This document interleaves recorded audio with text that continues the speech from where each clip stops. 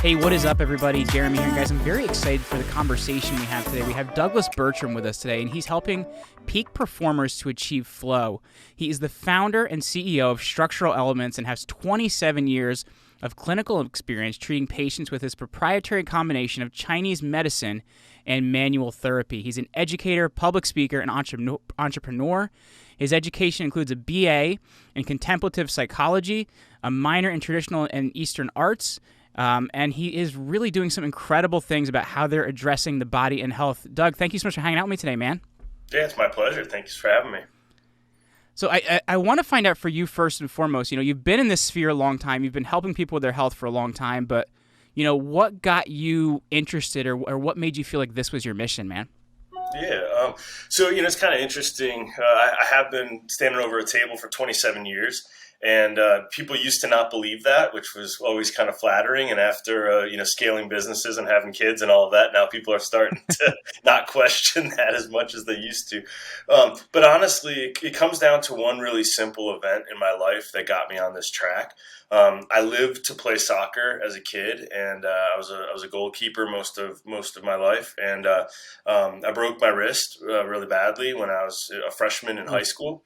And I had a really negative experience with the orthopedic surgeon. He kind of told me I should consider myself lucky that he saved my fingers, but don't expect a lot of use out of that hand.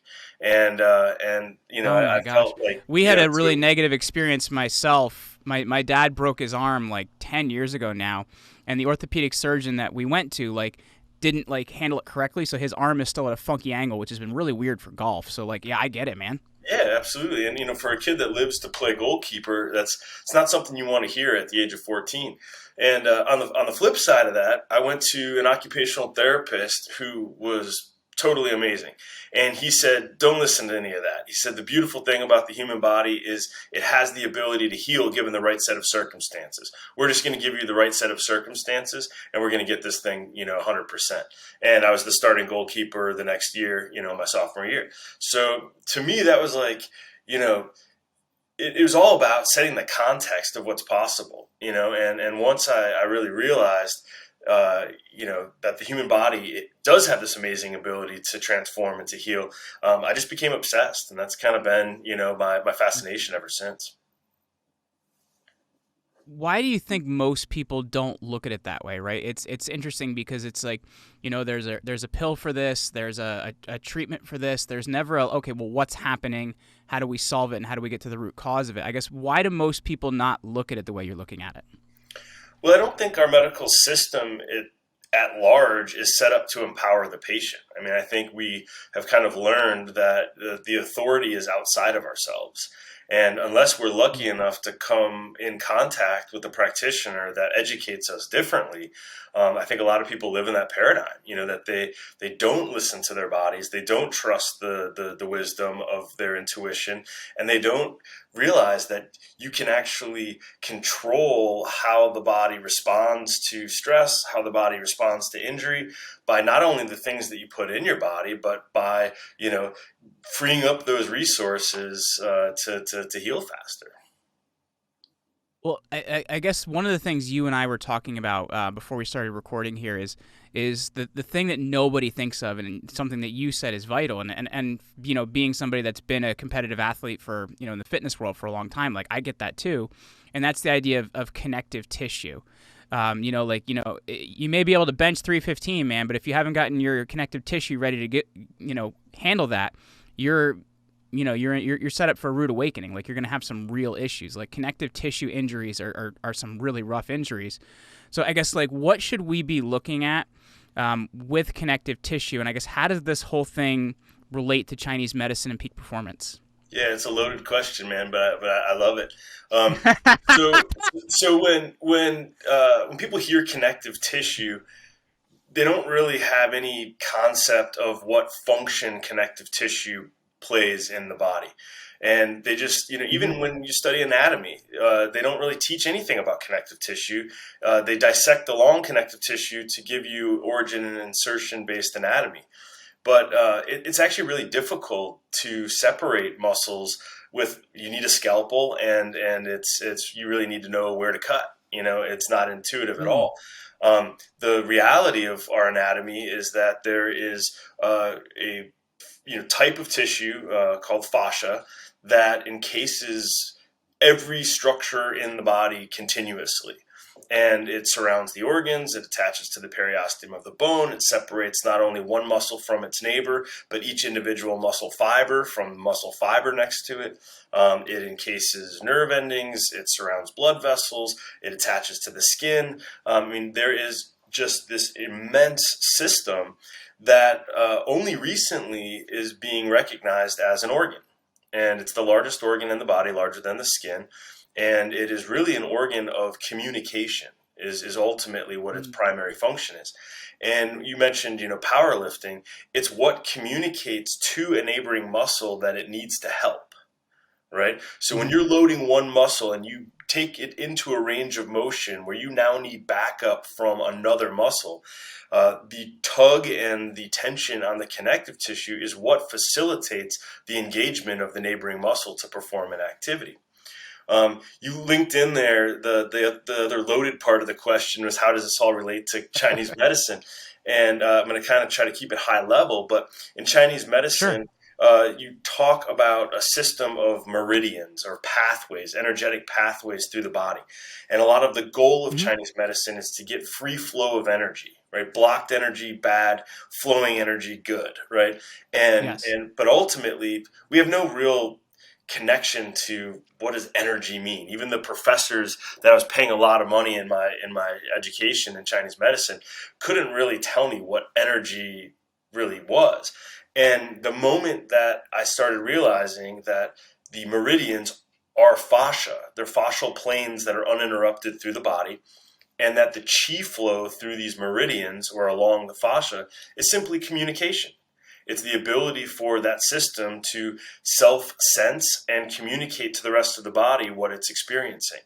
And the more that we have awareness of that system, the more that we listen to that communication, the higher functioning that tissue becomes.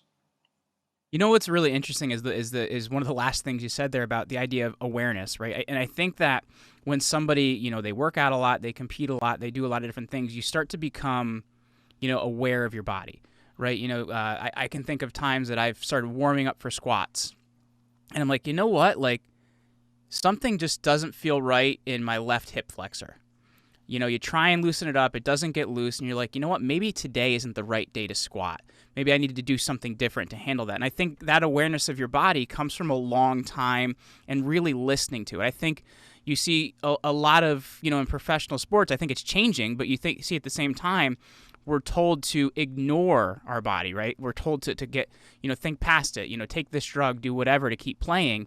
And that's how a lot of injuries start to happen. I guess when we're looking at that, how do we get better at listening to our body and knowing when this is happening? Well, I think it first starts with buying into the awareness that this system even exists, right? I mean, it's hard to pay Mm-hmm. attention to a system that you don't even know about, right? Once you realize that the fascia is completely necessary to allow for one muscle to glide past its neighbor, and that there's a property to healthy fascia that's called viscoelasticity. It's the ability for tissue to deform and return back to its original shape. That's healthy function of fascia. When we overtrain, when we load the connective tissue with too much force, when we're underhydrated, when we're undernourished, that tissue, or too stressed out is the other big one, that tissue starts to become tense, and it loses that elasticity. And when it loses the elasticity, it transfers load onto neighboring structures, whether that's joints or muscular attachments. So in the example that you gave of noticing, hey, my hip flexor is tight, I think that maybe today's not the day, especially when you're performing something explosive that has a high risk of injury. The Mm-hmm. signaling that you're paying attention to is your fascia bidirectionally telling the nervous system, we have a problem here. And if you don't listen to it, right, you're gonna create harm. It's a response saying that there's a threat. And that's how our autonomic nervous system works. The brain can tell the fascia, hey, stiffen up, there's danger here. And the fascia can tell the brain, hey, we have a problem here, kick on the sympathetic, nervous system and respond to it. It's bidirectional, which is pretty amazing in my book. Doug, this is super intriguing, man. Like, I don't know if you've seen me. I've been like jotting down so many questions this is bringing up for me. And I guess one of the you said, and you can correct me if I have the pronunciation of this wrong. You said viscoelasticity. Was that the correct word? That's correct. Yes. So you were talking about how that is like, I guess the elasticity of the muscle and how it works and how it slides. They talk about people having an easier time tearing muscles as they get older. Is that because of that issue, or is that related to something else? It's directly related to this issue.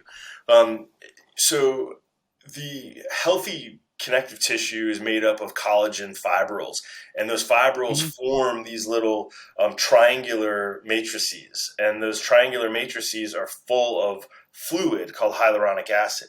And healthy tissue allows kind of this spongy, elastic, response. When we, again, get dehydrated, when we overtrain, when we do the same activity over and over again without variation, we collapse those fluid-filled vacuoles. And instead of think of like bubble wrap. If you pop all of the bubbles in the bubble wrap, now all of a sudden, if you pull it tight, you're going to have all of those little cells coming much closer together. And as those collagen fibrils align and get closer to each other without the fluid in between them, they form what's called a focal adhesion. And those focal adhesions stiffen, and you lose that elastic property. And they form to protect us against stress, right?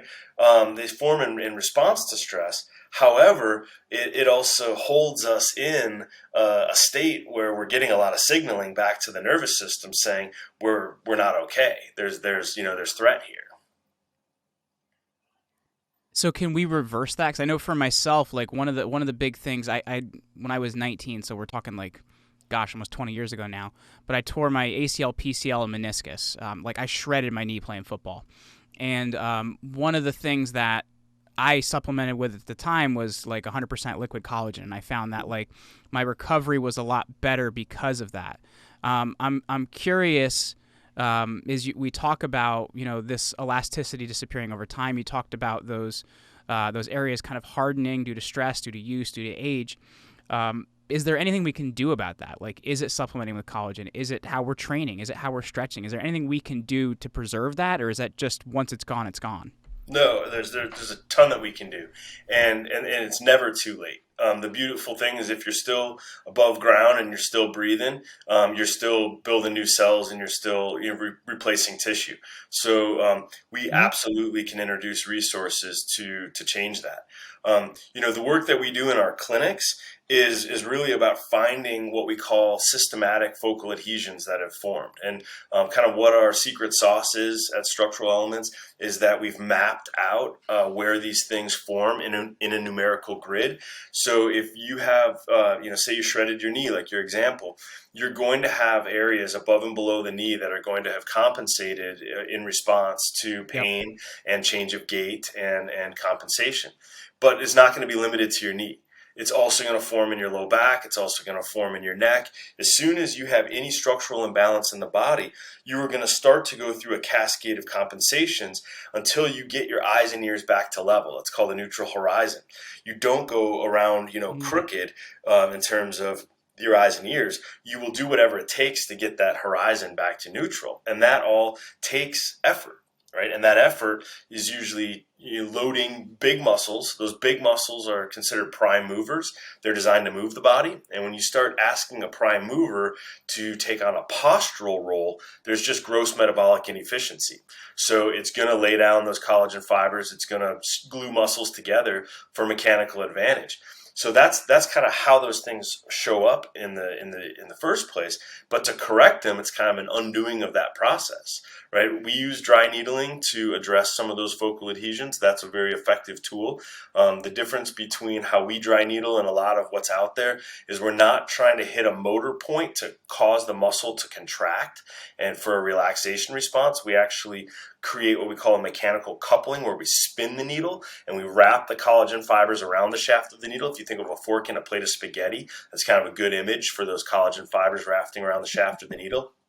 And that causes a chemical response from the needle where it actually secretes a lubricating substance to get that glide restored. But that's just the tool that we use. You can also use, self-massage tools where you pin, some of those adhesions and you go through an active range of motion to strip those fibers. You can pay attention to your posture so that you're not forming new adhesions. You can do gentle, myofascial release on a foam roller or yoga. I mean, there's a bunch of different ways that you can get to it. Well, you've mentioned like stress here quite a bit, and like what stress does to the body, and some of the things it causes as well.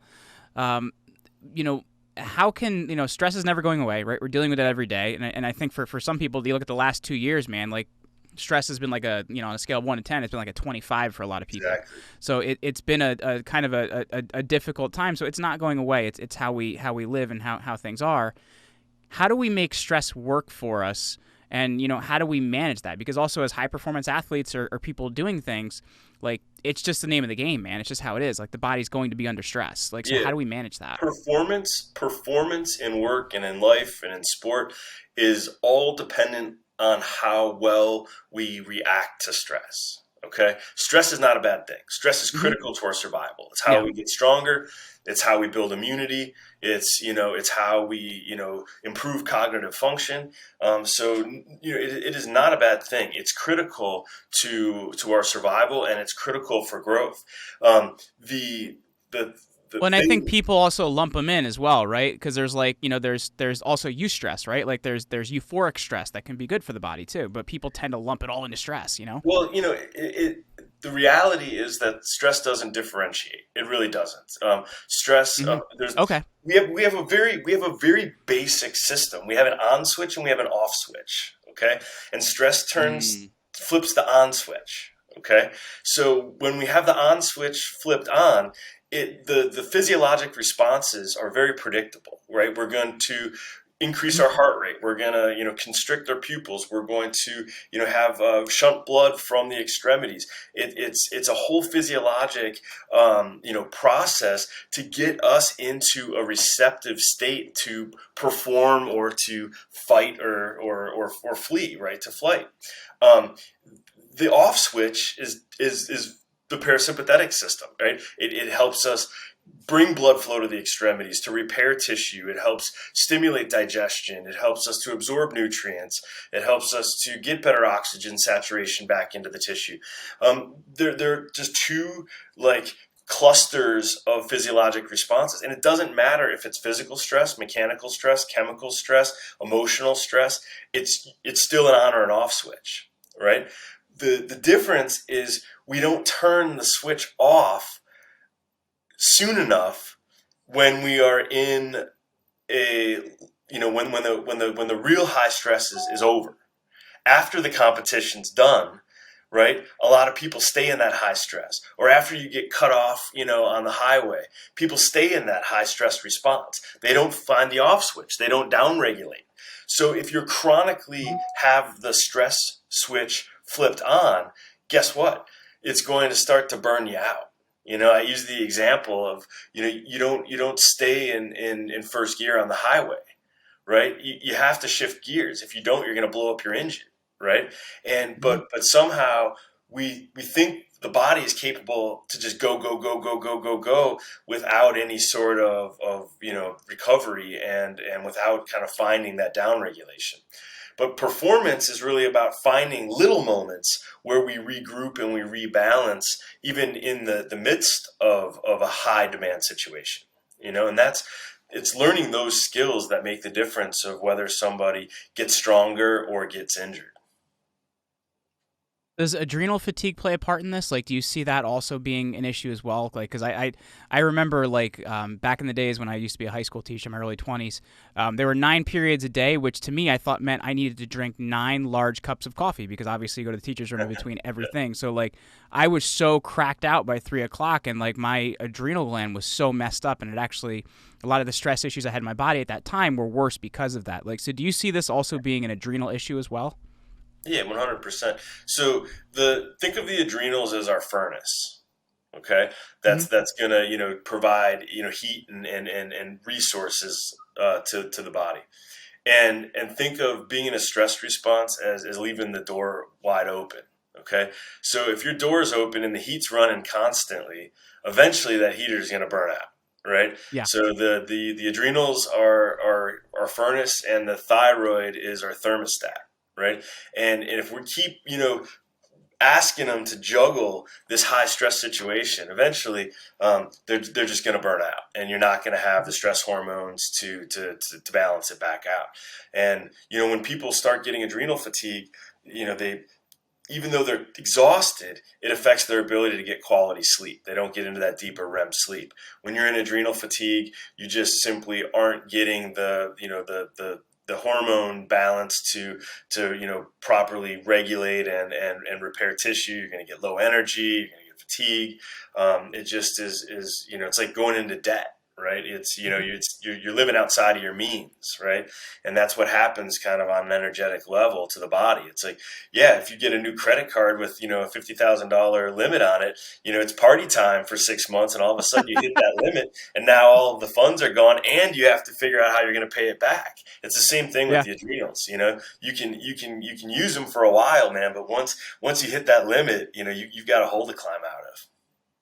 Well, it's interesting because I think and I do want to get back to what we were talking about, the stress, in just a second, but I think this is an interesting thread as part of it as well, because we also make these problems worse. As I think about in the fitness world, you know, um, one of the things I've seen guys do is, okay, they'll use pre-workout number 1 for 30 days, and then it stops becoming effective because obviously they've depleted their adrenals to that point. So then they try pre-workout number 2, and that one works for a little bit, and then they go back to another stimulant, and they never actually like get off of this stuff and handle their adrenals, and they're making the problem worse. Is that something you've seen as well? Yeah, absolutely. I mean, again, with any stimulants that you're introducing to the body, you're going to have a reaction that it's going to create a need for additional down regulation of the nervous system and additional supplementation to deal with the the negative effects of the stimulant. Right, so you can get away Yeah. with it for a period of time, but then you're going to have to pay the price, and that's either going Yeah. to happen through the body will eventually self-regulate, so it'll do so through injury or Hmm. through illness, or just an energy crash, right? So eventually the Yeah. body will just say, no, we're not gonna give you that response anymore. There was a product that came out, gosh, like maybe 15 years ago now, and the main stimulant in it is actually banned by the FDA now, so they don't sell it. But it was called, at that point in time, it was Jack 3D, and the stimulant was 1,3-dimethylaniline, and you would use it, and you'd have this like out of body workout experience, and then you'd sleep for 17 hours Yeah, after it. Like, right. I just can't imagine that being good for you. But Yeah. going back to these ideas of kind of downshifting a little bit, taking care of the body. Like, sure, adrenals are part of it, but I guess what other things should we consistently be doing so that we're giving our body this relaxation? We're giving our body this ability to kind of downshift from the stress. Yeah, well, first thing is recognizing what it feels like to be in a stress state. The first thing is the awareness that we are in a stress state. Shallow breathing is one of the symptoms. Having tightness in the muscles, clenching of the jaw, tightness of the hip flexors, cold hands and feet. Restlessness when it's time to try and relax, and fall asleep. Those are all symptoms that are saying, hey, we're like spun up a little bit, and something needs to change. Fortunately, the nervous system is pretty easy to downregulate if we apply the right set of tools. And one of the biggest tools that you can do is deep diaphragmatic breathing. And diaphragmatic breathing is how we stimulate the vagus nerve, and the vagus nerve is what stimulates the parasympathetic nervous system to get into a downregulated response. A lot of people have started paying attention to heart rate variability, but very few people really understand how heart rate variability actually works. Heart rate variability is a good indicator of whether we're regulating our stress response, because it measures the difference of our heart rate when we're inhaling versus when we're exhaling. And when we're exhaling, the heart should slow down, and that means that we're getting parasympathetic activity. If the heart rate doesn't slow down and we stay in that sympathetic state, our number's really low. There's not a big difference between inhalation and exhalation, and it shows that you're not getting that parasympathetic breakthrough. But we can force that change, right? We can manipulate it. So some of the ways to do it, my favorite thing is the traction exercise, which we on our patient-facing platform, SE Lab, which is lab.structuralelements.com. There's a link on top to traction, and it's outside of the paywall. It's an exercise. It takes 3 minutes a day. You literally lay flat on your back. You flatten your lumbar spine, you flatten your neck, you open the palms up with the arms out to your sides, knees bent, and you breathe for 3 minutes. Just a nice, deep diaphragmatic breath. And it is unbelievable how much better you feel after 3 minutes of laying flat on your back and doing some conscious breathing. And if you do that consistently, it's like taking the trash out in real time. The stress just doesn't accumulate the same. It's a total biohack that we can just, get around that accumulation. That's really, really intriguing, because just like thinking of, like, I'm just in my head, I'm picturing like what that would be like. And times that I've done that, you do feel, the stress, the load and things like that come off your spine. Because like if you think about it, like our spine is always loaded and very few people unload it, right? So what you're talking about here, like not only are you allowing the body to reset, you're also unloading your spine, which is a really big deal. Yeah, it's huge. It's critical to get that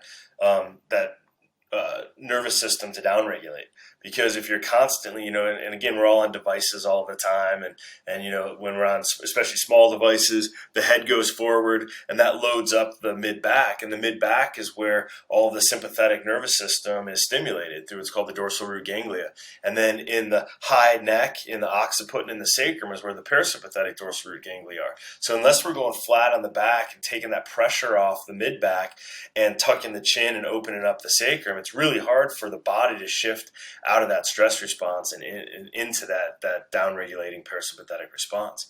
And then if you add the breath to that, man, it's like magic. Well, Doug, this has been really intriguing, man. Like I've taken like a couple pages of notes here. For people listening, if they want to find out more about you, if they're finding out how, or they want to find out how structural elements can help them, how is going to be the best way for our listeners to connect with you? Yeah, well, we have 3 clinics. I mean, if you're in Maryland or Wisconsin, you're in luck. You can walk in the doors and consult with us directly. But the reason we launched our patient-facing platform, which again is SE Lab is what we call it, but it's lab.structuralelements.com. That's the patient-facing platform that has just tons of tools to help you learn how to balance the body, how to downregulate the nervous system, how to do joint-specific rehab so that you're not forming those compensations. And again, outside of the paywall on that is the traction exercise. So we kind of view that as our gift to everybody. It's like because it takes no special equipment. It only takes 3 minutes a day. The world would just be a better place if everybody was doing their traction. So that's kind of our gift to the world. And so please, and you have to give it like 30 days of consistency. Mm-hmm. And, we're doing it once, it's going to feel relaxing. Doing it, a few times a week, great. You do it consistently for 30 days, you're a different person metabolically.